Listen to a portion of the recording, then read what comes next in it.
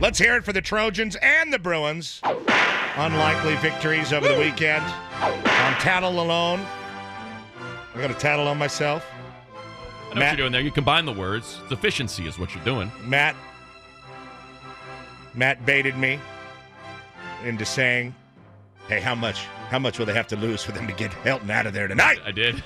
Because there was a rumor that, like, I hey, walked you down that road. if SC's going to lose by a lot, Helton's going to get fired. There was a rumor out there. Was there? Yeah, on Twitter.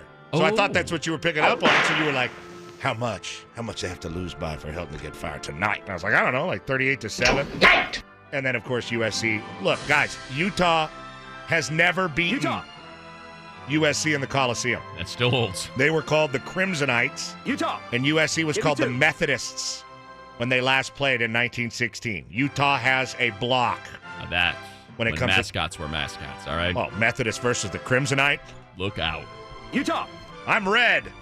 Well, I'm Catholic, but not really. And you're going to wear a sword. Here we go. Utah. It's the UCLA victory over Washington State that's won for the record books. Coming back to win a game when you're trailing 32 with 4 minutes left in the third is a unicorn. And not that show with that weird-looking guy that they're advertising. Right. Or that Frappuccino. The unicorn frap. Right. Which is like 8,000 calories. But so, no. Friday night, USC freshman wonder boy Kendon Slovis, as my father warned from Lake Arrowhead, I am afraid for him. He was knocked out of the game.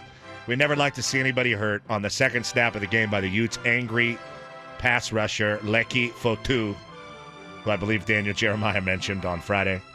Slovis never saw the 6'5", 335-pound Fotu. That's it, huh? Coming at him. Fotu. Oh, he lifted him. Struck his face mask right into Slovis's upper chest, like a Zinedine Zidane. Materazzi. Slovis's head bounced twice on the turf. It's not pretty. By optics alone, the way Slovis struggled and fell down while trying to get up from the hit, hard to see him playing this week. Especially, we saw KJ Costello just out for a while. Fourth-year junior Matt Fink. Yeah, Fink. Glendora. Transfer portal be damned. Yeah, you get out of that portal. Get out the portal. Like poltergeist will pull you right back with a sheet. Slovis went down. Fink got up. And the UFC offense worked beautifully all night against a really highly touted Utah defense. Now, Utah.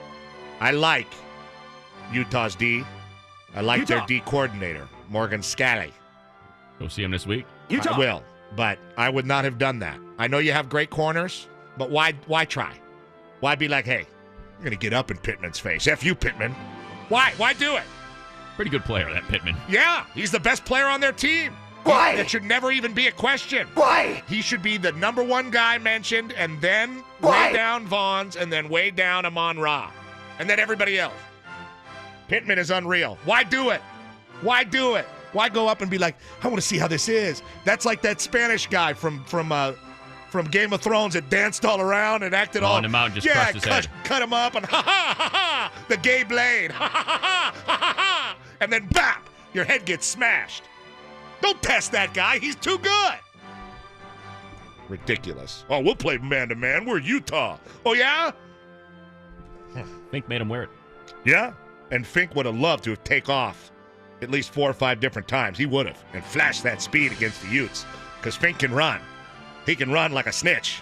That's why his name's Fink. He can fly. I think every quarterback on the roster can run, save JT. Well, that's a concerning thing, Matt, and we will get there. We'll get there. But he was under orders, I think, not to take any unnecessary contact because JT's out. And? Kendon Slovis is out. And? Sears is in the portal. And he ain't coming back. By the way, if Sears was on the team and not in the portal, still wouldn't have played a snap. So for the season, still would not have played a snap. Yeah, you're right. Fourth on the depth chart. Yes, theoretically, would Right? not have played. According to the depth chart, that's what I go by. John Jackson's son is got to be the emergency quarterback at this point. He's a freshman from Mater Dei, but I mean, he's the only guy with any real experience to take on snaps. They're going to have to. Hey, Jack, listen. The way this thing's going, why not just? They don't want him. They don't want Sears. So who's going to be the backup quarterback next week? JJ or that guy? They brought in some guy. Some guy. A walk-on type. Oh, he was a safety last year. Former safety. The overall game led me to 3 bigger points, Matt.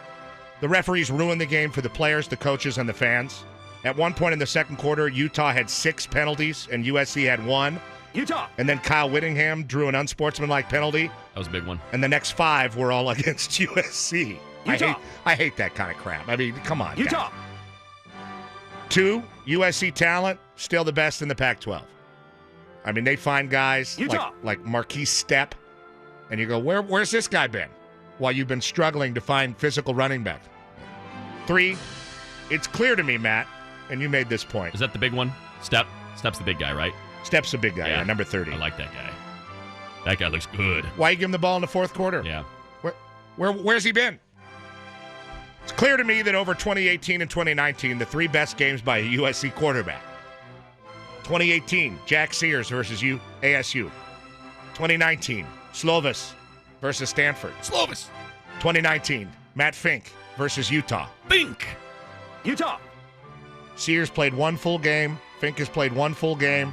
Slovis has played 2 full games. JT Daniels has played 11 full games. Over that stretch of time, he does not make the list of the 3 best performances by USC quarterbacks. How about that game against UNLV? Well, he had a good half against Notre Dame.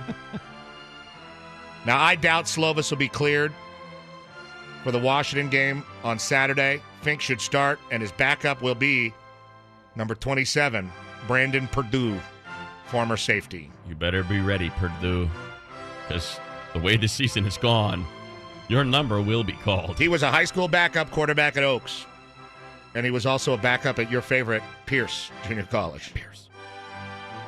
Now, I teased you a couple of moments ago, Matt. Let's get to it. 32-point deficit, 4 minutes left in the third quarter. UCLA beats Washington State. Unicorn? Yes, with wings and a rainbow tail. That's a shame. And a hot ass. A lot of those ponies are That's the truth. Very sexual. Like a giraffe. People appreciate that. Bronies, especially. Just saying. There are bronies out there, Matt. We don't bring them out a lot. Man. We don't talk about bronies a lot on the show, but they do exist. Brandon Purdue. Sorry. Can anyone remember September 2017? UCLA trailed Texas A&M by 34 at the Rose Bowl with 2 minutes left in the third. I remember it well. They won by scoring 5 straight touchdowns to lead the great scrappy Bruins to victory with Josh Rosen as the quarterback and Jim Moore on the sidelines. It's his time to shine. Saturday night's comeback win at Wazoo was miraculous, but not unprecedented. Like, if you told me in August UCLA is going to come back and beat Leach, he's going to give up a 32-point lead, you'd be like, yeah, okay, what else is new? I could see that. Man has no concept of time.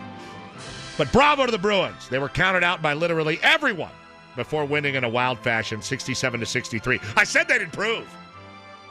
Yeah, somebody in this room said this might be the worst team in the school's history. You still got a chance? I don't know. Not after that.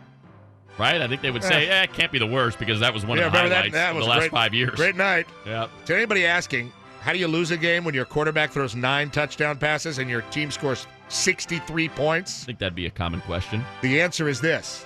You commit 6 turnovers and allow a kick return and a punt return touchdown. That'll do it. 6 turnovers. Kick and a punt. Here's 14 points on the kicking game. That's how you lose. But it was still close. Anthony Gordon threw for 570 yards and 9 TDs. DTR will join us in the next hour. 507, 5 TDs, and then he ran for 2 more. It's the breakout game we've all been waiting for DTR to have. And thank God Mullins was on the call. Oh, a lot of yardage there. DTR! A lot of 53 yards. Oh, there was a 41. 65 yards. There was a 41. 41 Phone yards. blew up. Last night before the challenge on Channel 4, a group of us news types were discussing that when Wazoo led by 32, could they have just taken a knee on each snap and then punted on 4th down and probably won the game just running the clock? Fair point. Probably yes. But that's not the fun of college competition, is it? Would kind of be like playing pool and just dropping that cue ball behind a stripe when the other team is solid, saying, now what are you going to do? I think that'd be and that'll get you in a bar fight. That'll get you shanked on your way to the car Well, when you're walking out. remember, your favorite actor of all time, the guy that drives the big rig in... Kurt Russell. No, in the guy that drives the big rig in... Big Trouble in Little China? Well, he's a big rig driver, but the other big rig driver from... Oh, Jerry. Yeah, from Smokey and the Bandit. Yeah.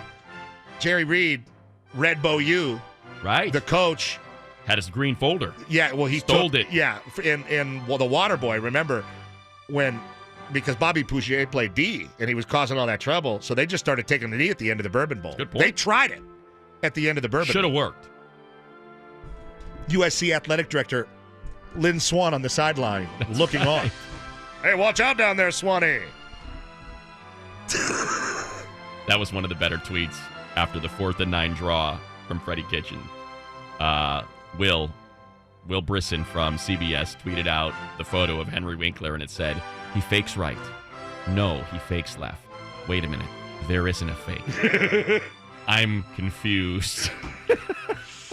Grandma, he's just a bad man. He's just that Red Bow U. So good. You give me that folder right now. You don't want things to get by the way, awfully physical, do you, Coach? How about our Nick Coop on the call for the Bruins?